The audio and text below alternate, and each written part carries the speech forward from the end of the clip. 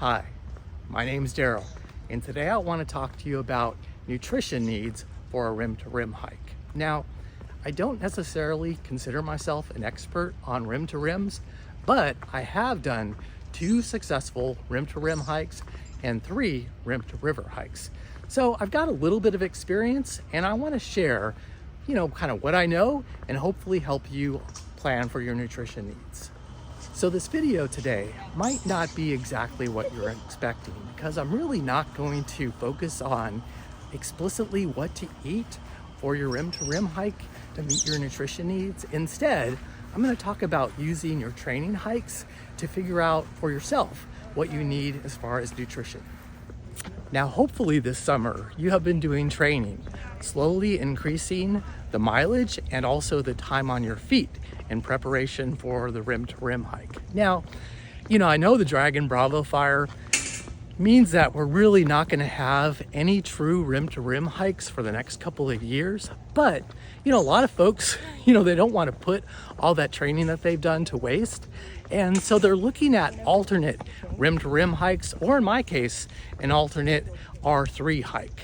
So as you're doing the training, it's really important that you consider your nutritional needs, because you don't want to just show up at a rim-to-rim hike without a plan for your nutrition. And what's great about the training is you can also not only train your body for the rigors of the rim-to-rim hike, but you can also at the same time work on your nutrition and figure out what works for you.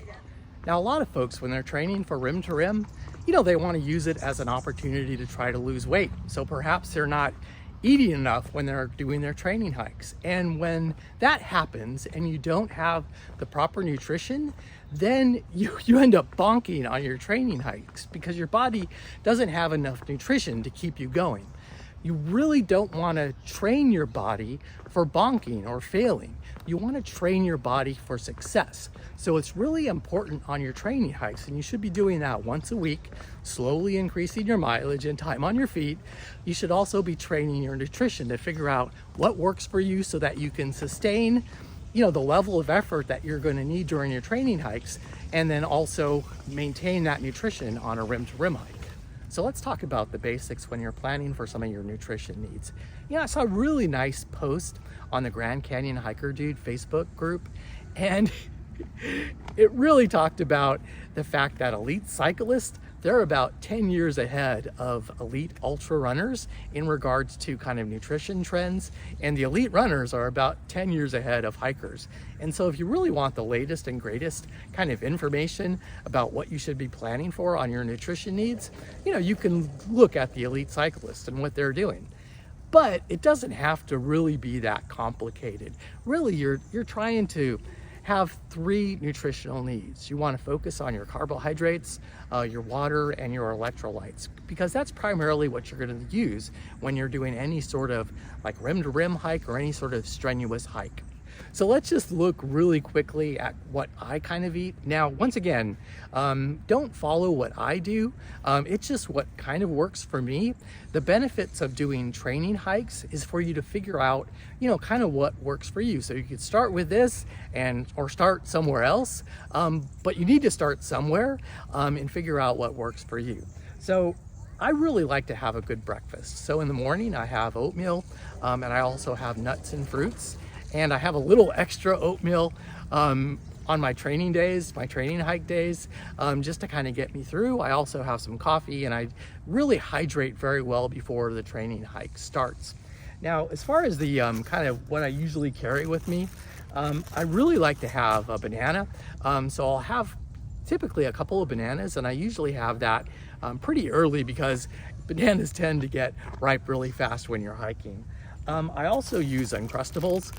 So this is really nice, really easy to put in your pack. It freezes, and so it's really tasty when you're doing a hike. I also sometimes carry like banana nut muffins with me. I think that, is a nice carbohydrate. I also have these pepitas and craisins.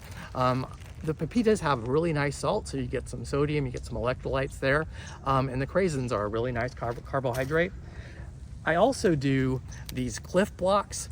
So I'll have these Clif Bloks. A lot of times I'll just kind of put them in my mouth You know, it kind of helps a lot with the dry mouth as you're hiking, but this one has a lot of sodium in it, and so that's really good. So that's primarily what I have for my nutrition. Now, also you want to focus on your water and electrolytes. And so for my water, of course, I always carry my pack with me, and this has a 3-liter bladder. And so I'm always doing, kind of sipping off it. When I do my rim to rim hikes, I used to actually have a full 3-liter bladder as I started going down the North Rim. Not sure exactly what I'm gonna do for these upcoming hikes, but I found when I'm going downhill and real early in the morning, typically I get to water before I actually really need to refill it. So the last hike I actually only had half a bladder, but I have, you know, a bladder of water, so you want to do something similar. And I also carry a cup with me with electrolytes in it. So I use the Liquid IV. I really like that. And the cup, I carry just a empty cup in my bag, and then I fill it when I get to water, and then I put in the electrolytes, and that really helps out. Typically I'll, usually have electrolytes every hour and a half or so. The really goal of this video is not to, show you what I eat or take necessarily my recommendations for what's appropriate. So I focus on carbohydrates, water, and electrolytes, but everybody's body is a little bit different. What you really like to eat and what your body, finds that gives it the energy it needs in order to do the hike can be a little bit different. So you might want to focus a little more on some protein or some fats. But the goal is just to figure out what it is that your body needs when you're doing these long hikes. And once you've done that, then you can continue to do that. I basically have the same thing every time I do a hike. Now, depending on how long the hike is, like I said, I'm training for R3. So my goal is to get up to 45 miles on my kind of last training hikes before my R3. So of course I just carry a lot more nutrition with me. So as you increase your distances, you're going to want to bring some more nutrition with you. Now, if you're planning on doing your hike after November 1st, currently Phantom Ranch and the River Trail is scheduled to be open. So, you can plan on kind of one of your meals being at Phantom Ranch. You can get some lemonade and a bagel or something like that to help out. So if we're looking at my first rim to rim and kind of what I ate, this is kind of like my plan for what I was going to eat during rim to rim.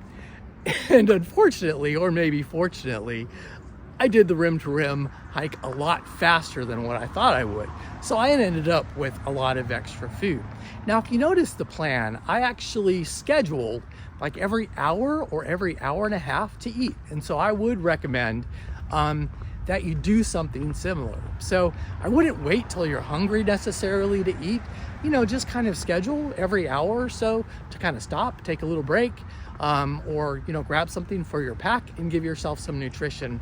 Typically I scheduled the amount of calories I had was about 200 to 300 calories per hour.